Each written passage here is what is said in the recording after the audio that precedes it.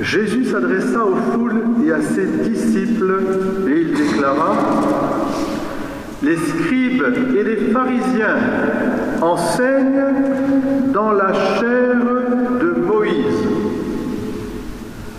Donc tout ce qu'ils peuvent vous dire, faites-le et observez-le.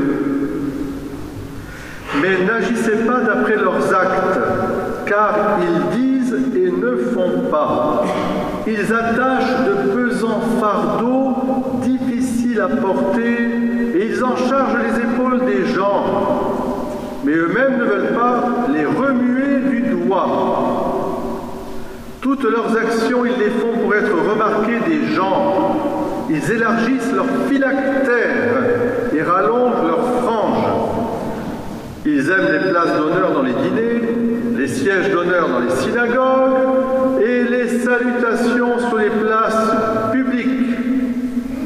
Ils aiment recevoir des gens le titre de rabbi. Pour vous, ne vous faites pas donner le titre de rabbi, car vous n'avez qu'un seul maître pour vous enseigner et vous êtes tous frères. Ne donnez à personne sur terre le nom de Père, car vous n'avez qu'un seul Père, celui qui est aux cieux. Ne vous faites pas non plus donner le titre de Maître, car vous n'avez qu'un seul Maître, le Christ. Le plus grand parmi vous sera votre serviteur, qui s'élève sera abaissé, et qui s'abaissera sera élevé. Alléluia.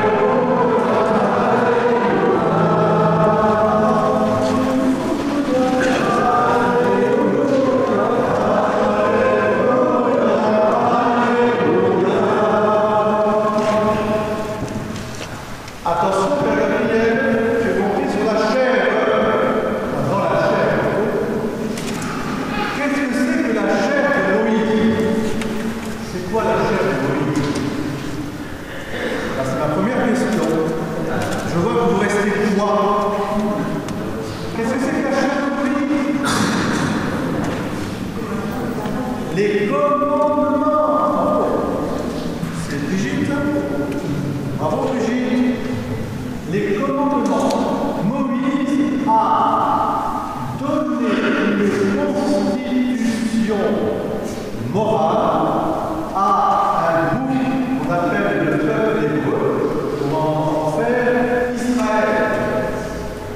Et cette constitution, c'est les commandements. Or, dimanche dernier, Jacques, qu'est-ce que nous avons entendu des pharisiens qui demandaient à Jésus quel est le plus grand commandement? Jésus a répondu, Jacques, Jésus a répondu, tu aimeras Dieu de tout ton cœur, de toute ton âme, de toutes tes forces, et le prochain comme toi-même. Je vois si ça marche. Ça marche pas. C'est pas grave. Oui, ça marche pas. Le micro marche pas. Mais ça ne dispensera pas de répondre à mes questions. Alors, la chair de Moïse, c'est l'enseignement de la révélation du Dieu unique. Et ce Dieu unique, il se présente à Abraham, Isaac, Jacob, Moïse, et il se présente comme un père, comme un père, source de toute création, de toute vie. Et il veut que l'on considère comme un père.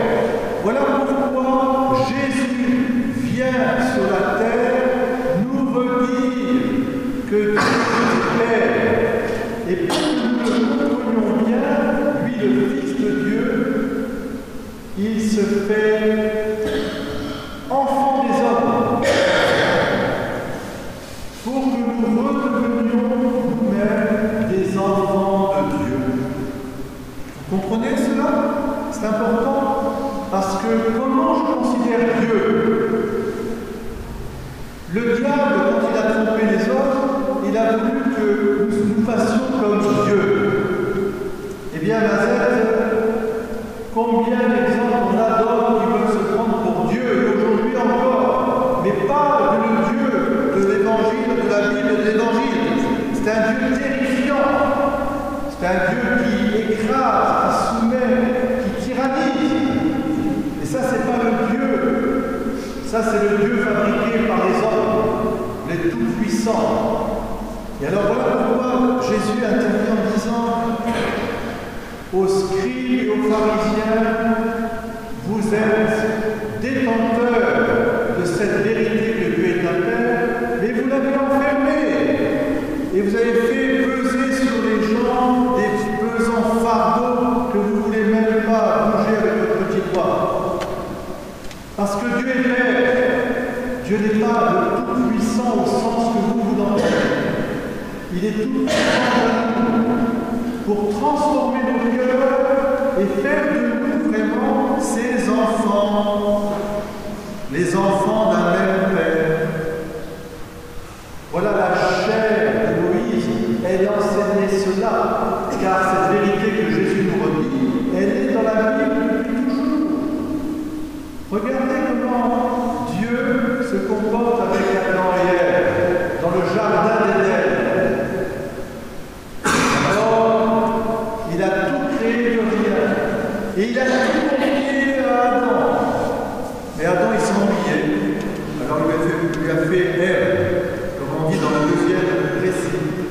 Mais ce qui est important, c'est que Dieu se promenait avec Adam et Ève et il parlait de manière familiale, comme un papa se promène avec ses enfants et il conversait.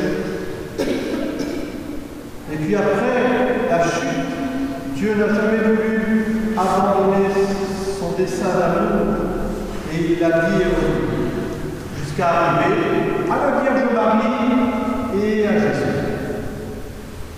Voilà le cœur même de notre Bible, de la Torah, de la loi, c'est le cœur même. Si vous ne devenez pas comme les petits enfants, vous n'entrerez pas dans le royaume des cieux. Ça veut dire, si nous sommes des enfants, nous n'avons qu'un seul Père. Mais alors, est-ce que Jésus serait un révolutionnaire et qu'il voudrait mettre à bas toute la hiérarchie, toute l'autorité parentale, l'autorité des maîtres, l'autorité même dans l'Église? Non. Car dans l'Évangile, il nous dit bien, écoutez et faites ce qu'il vous demande. Mais ne les imitez pas au retour. Eux ne montrent pas un bon exemple. Parce qu'ils croient qu'ils sont propriétaires. Ils ne sont pas maîtres, ils sont des serviteurs. Et là, ça nous rejoint tous. Tous, nous avons une autorité à exercer, familiale, autorité professionnelle, autorité spirituelle. Nous sommes comme des serviteurs. Et donc, nous devons nous regarder les uns les autres comme des frères et sœurs pour nous entraider, même s'il y a une autorité qui s'exerce aussi. Il faut s'entraider à monter vers le ciel. Alors, qu'est-ce que c'est qu'un scribe? Un scribe, c'est pas un scribouillard, mais un scribe, c'est quelqu'un qui avait la charge d'écrire. Il écrivait. Qu'est-ce que c'est? Donc c'était quelqu'un qui connaissait les lettres. Et à l'époque, savoir écrire, c'était un signe d'élévation. Et qu'est-ce que c'est qu'un pharisien? Non pas un pharisien, mais un pharisien. Un pharisien, c'est plus qu'un docteur de la loi, c'est une façon de vivre la Torah d'une manière très spirituelle, très religieuse. Ce sont des gens profonds qu'on retrouve Jean-Baptiste il baptise les pharisiens. Parmi les pharisiens, il y a de bons amis de Jésus. Citez-moi deux. Nicodème. Et puis, Joseph d'Arimathie. Ils sont même au Sanhédrin. Ils sont dans le grand conseil. Mais ce sont des gens qui ont un cœur de serviteurs. Un autre, on connaît aussi par Saint Paul, un grand qui a formé Saint Paul. Il s'appelle, non pas Gabriel, mais Gamaliel. Grande figure pharisienne. Et alors, avec une intelligence des Écritures.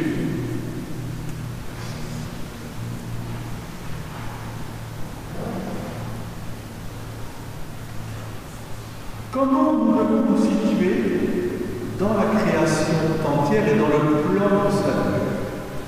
Alors, je terminerai là-dessus. Quand j'étais petit enfant, je vais vous faire une confidence, mon papa est né dans un pays très loin, très loin. Il est né en Chine. Il est né à Pékin en 1917. Papa, je l'embrasse. Alors, ce qui fait que mon grand-père, par les circonstances providentielles, français du pays court, un cochon, des Normands, ce sont des marins, il a vogué là-bas avec ses frères et il est devenu ministre des Poches chinoises. Pourquoi? Parce qu'il écrivait et il parlait vraiment le nom de la reine. C'était en 1800 et alors, forcément, comme il écrivait et parlait, il est devenu une autorité chinoise.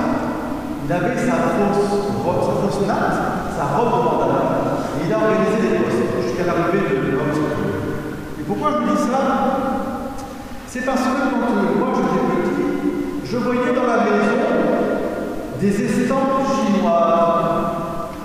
Vous connaissez les estampes chinoises? Vous avez déjà vu? Alors, qu'est-ce qui est remarquable dans une estampe chinoise? Les bambous. Pousses de bambou. Alors, ce qui est beau, bien sûr.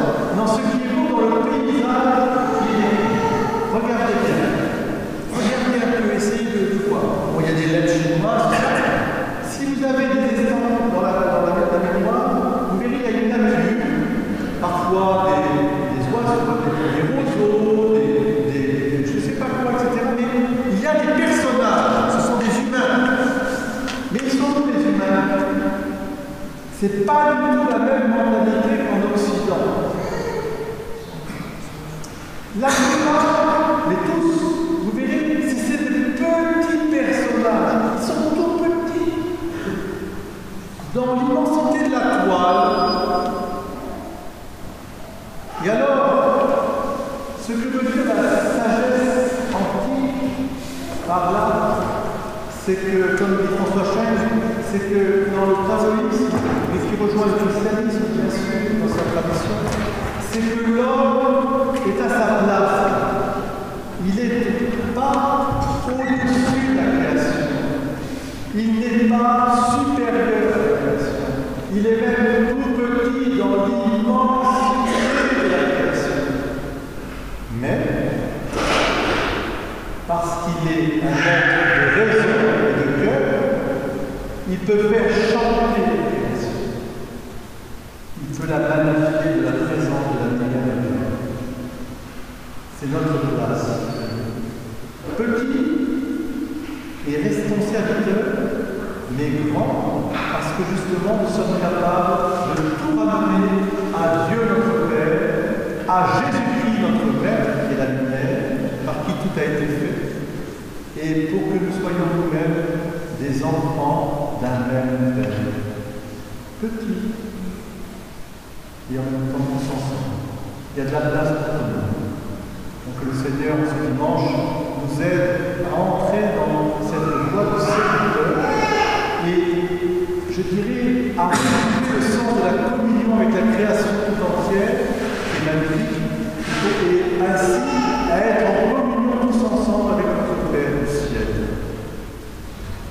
Mon